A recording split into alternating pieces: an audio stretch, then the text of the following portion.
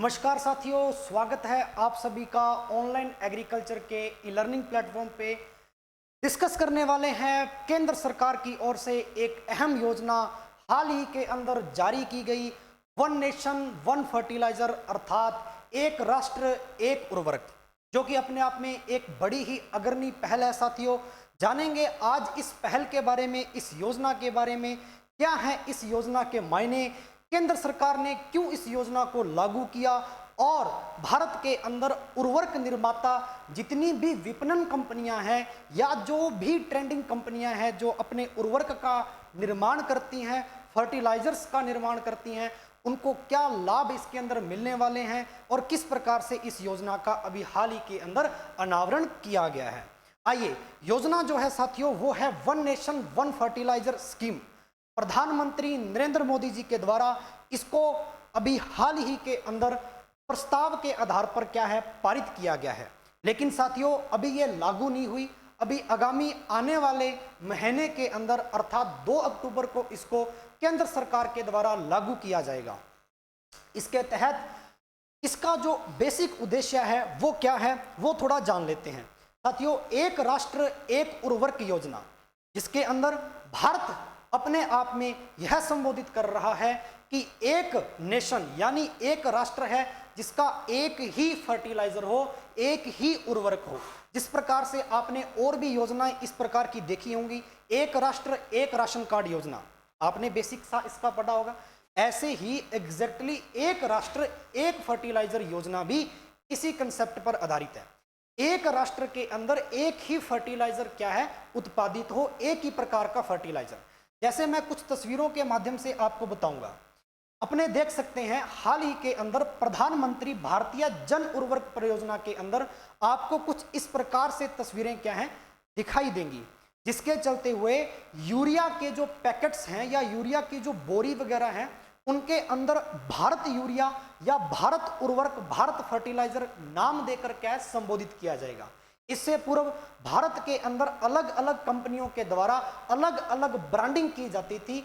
इस योजना के तहत एक ही ब्रांडिंग की जाएगी, यानी ब्रांड का नाम एक ही होगा, लेकिन उसमें जो खाद है, फर्टिलाइजर्स हैं, उर्वरक हैं, वो अलग अलग किस्मों के डाले जाएंगे। वास्तविक तौर पे यह योजना है जिसको कहा गया एक राष्ट्र एक उर्वरक की योजना, जिसके चलते हुए हाल ही के अंदर इसमें एक ही ब्रांड है जो क्या है निर्धारित किया गया है, जिसे प्रधानमंत्री जन उर्वरक योजना भी कहा गया है। जितने भी फर्टिलाइजर अभी हाल ही के अंदर होंगे उन पर एक ही चीज लिखी जाएगी, जिसके तहत आप इसको भारत यूरिया का नाम देंगे। अब इसके अंदर साथियों भारत यूरिया जो इसके अंदर दिया गया है, जैसा कि आप तस्वीर के अंदर देख सकते हैं, यह नेशनल फर्टिलाइजर लिमिटेड के द्वारा प्रकाशित किया गया है, जो कि भारत के रसायन एवं उर्वरक मंत्रालय के अधीन कार्य करता है। और जानकारी प्राप्त करते हैं साथियों, इसके चलते हुए हाल ही के अंदर इसमें एक और बिंदु ऐड किया गया है, जिसमें प्राइवेट कंपनियां जो कि भारत के अंदर फर्टिलाइजर्स अर्थात खाद का निर्माण करती हैं, उनको कैसे कैसे लाभ मिलेंगे, किस प्रकार से बेनिफिट उनको प्राप्त होगा, जिसके अंदर केंद्र सरकार के द्वारा यह कहा गया है कि पूरे पैकेट के अंदर 1/3 हिस्सा ऐसा होगा जिसके अंदर कंपनियां जो क्या हैं अपना ऐड दे सकती हैं, अपना विज्ञापन अर्थात अपनी ब्रांडिंग कर सकती हैं। इसका मतलब 1/3 हिस्सा 1/3, 1/3 हिस्से पर प्राइवेट कंपनियां या जो आपकी विपणन कंपनियां हैं वो क्या है अपनी ब्रांडिंग कर सकती हैं। यानी इतने हिस्से पर तो आपकी प्राइवेट कंपनियों का विज्ञापन हो सकता है, लेकिन ऊपर का जो हिस्सा है 2/3 भाग जो इसमें शेष बचता है, इसमें भारत सरकार का टैग होगा, भारत सरकार की ब्रांडिंग होगी। ऐसा करना क्यों आवश्यक हुआ भारत सरकार को, जिसके तहत भारत ने यूरिया के या जितने भी उर्वरक हैं, जितने भी फर्टिलाइजर्स हैं, उनके पैकेट्स पर भारत यूरिया या प्रधानमंत्री भारतीय जन उर्वरक परियोजना इस प्रकार से लिखा गया। एक ही क्यों किया गया, इसके पीछे क्या उद्देश्य है भारत सरकार का? उद्देश्य यह है साथियों, क्योंकि इससे पहले जितनी भी खाद, जितना भी उर्वरक किसानों तक पहुंचता है, उस पर भारत सरकार की ओर से सब्सिडी प्रदान की जाती है, सब्सिडी दी जाती है, जिसके चलते हुए प्राइवेट कंपनियां जो खाद का निर्माण करती हैं वो अपनी अलग अलग ब्रांडिंग करती हैं इन पैकेट्स पे, अलग अलग ब्रांडिंग करती हैं इन पैकेट्स पे, जिसके अंदर आम जनता तक यह संदेश नहीं पहुंचता कि इसमें केंद्र सरकार या भारत सरकार का इनरोलमेंट है या नहीं, या योगदान है या नहीं। समझ में आई बात? यानी भारत सरकार जनता तक अपना योगदान पहुंचाना चाहती है, इसके चलते हुए, जिसके अंदर गत वर्ष 2022-21 की अगर बात करें, जिसमें 2 लाख करोड़ तक की सब्सिडी है जो फर्टिलाइजर्स पर भारत सरकार के द्वारा दी गई थी। आंकड़ों के मुताबिक आप सोच सकते हैं साथियों, 2 लाख करोड़ तक की सब्सिडी है जो भारत सरकार के द्वारा गत वर्ष के अंदर उर्वरक पर दी गई है।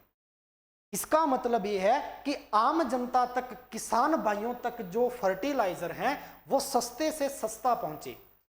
बाकी अगर देखो, इसके अंदर फिर कंपनियों के द्वारा कहा गया कि साहब हमें तो घाटा है कि आपने तो सब्सिडी देकर पूरा कर दिया, लेकिन हम सस्ते में बेचें तो कंपनियों के निर्माण में जो लागत आई और उतनी लागत वो वसूल ना पाई, तो कंपनियों को बेसिक तौर पे घाटा है, हानि है, लॉस है।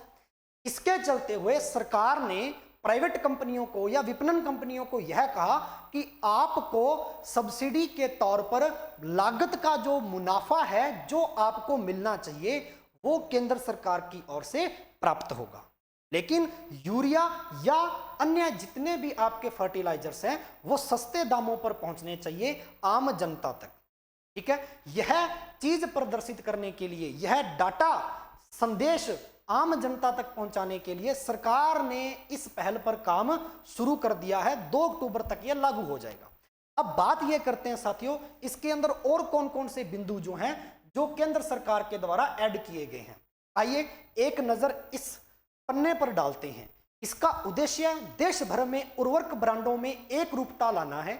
बैग पर एकल ब्रांड नाम और प्रधानमंत्री भारतीय जन उर्वरक परियोजना का लोगो इसको प्रदर्शित करता है। हालांकि जितने भी पैकेज हैं, छोटे से हिस्से में कंपनी के नाम का उल्लेखन किया जाएगा। जैसे मैंने बताया कि 1/3 हिस्सा जो है जिसमें कंपनियों का नाम दिया जाएगा, 2/3 हिस्सा जो है जिसमें भारत सरकार भारतीय जन उर्वरक योजना के नाम से या भारत यूरिया के नाम से लिखित में देगी।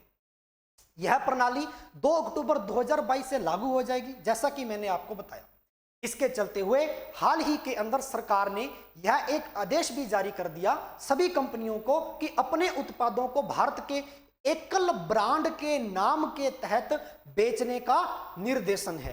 कंपनियों को कहा गया कि आप एकल ब्रांड के नाम से उर्वरक बेचें, ठीक है जी, अपनी ब्रांडिंग नहीं करें। अपनी ब्रांडिंग का हिस्सा उनके लिए निर्धारित किया गया कि कोई भी कंपनी अगर अपना विज्ञापन करना चाहती है, अपना नाम डालना चाहती है, उसके लिए उसको सीमा दी गई है, वहां पर आप अपना विज्ञापन जारी कर सकते हैं।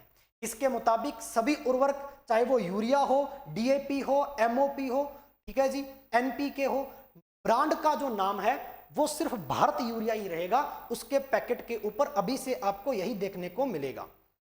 इसी वजह से यह एक देश एक उर्वरक योजना के लक्ष्य को प्राप्त करने की दिशा में एक महत्वपूर्ण कदम भी है केंद्र सरकार का, जिसके अंदर आप देख सकते हैं कि भारत एनपीके का जो आपका पैकेट है उस पर भी आपको भारतीय जन उर्वरक परियोजना लिखा हुआ दिखाई दे रहा है।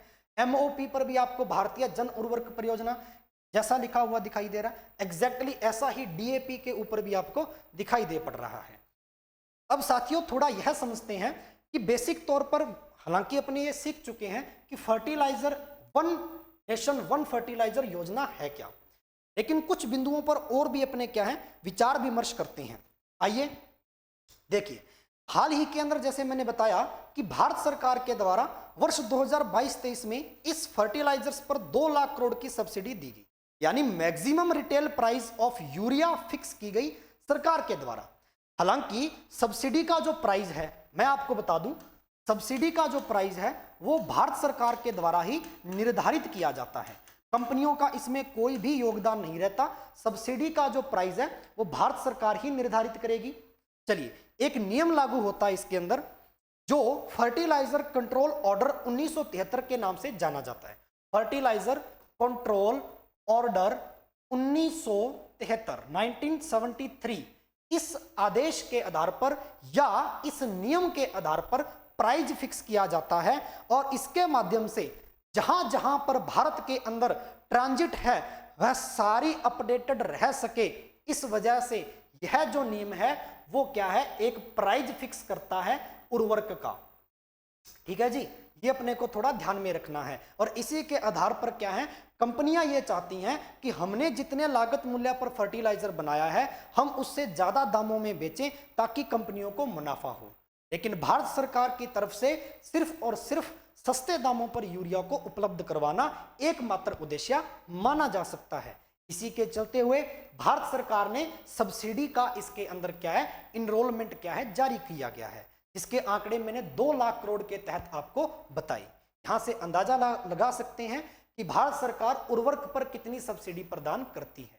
इसी के तहत एक राष्ट्र एक उर्वरक योजना भारत सरकार के द्वारा लागू करना उचित समझा गया। कंप्लीट यहां तक चलिए, आशा करता हूं संपूर्ण बातें, संपूर्ण बिंदु आपको अच्छे से समझ में आए। इसी प्रकार गौरतलब है कि केंद्र सरकार किसानों के लिए एक राष्ट्र एक उर्वरक योजना जो लेकर आई है, प्रधानमंत्री भारतीय जन उर्वरक परियोजना, जिसको आप PMBJP के नाम से भी समझ सकते हैं। अब यही वो मुद्दा है जो एक राजनीतिक मुद्दे के तौर पर भी निकलता है, जिसमें विपक्ष के द्वारा एक आपत्ति दर्ज की गई कि भारत सरकार अपने हितों के लिए या अपने राष्ट्र दलों के हितों के लिए इसका नाम है जो PMBJP के नाम से रखना चाहती है। हालांकि ये एक पॉलिटिकल इशू है, हम इस पर विचार विमर्श नहीं करेंगे। एग्जाम पॉइंट ऑफ व्यू से जितने बिंदु थे हमने उन पर चर्चा की, विगतवर सभी विषयों पर अपने अच्छे से डिस्कशन किया। आशा करता हूं साथियों यह टॉपिक आपको अच्छे से समझ में आया होगा। इसी प्रकार कृषि से संबंधित जो हाल ही के अंदर आपकी जितनी भी खबरें हैं उनको आपके लिए आपके समक्ष लेकर प्रस्तुत होंगे। तब तक के लिए बने रहिए और ज़्यादा से ज़्यादा वीडियो को शेयर कीजिए। जो बच्चा नया जुड़ा हो कृपया करके चैनल को सब्सक्राइब अवश्य कीजिए। इसी प्रकार धन्यवाद।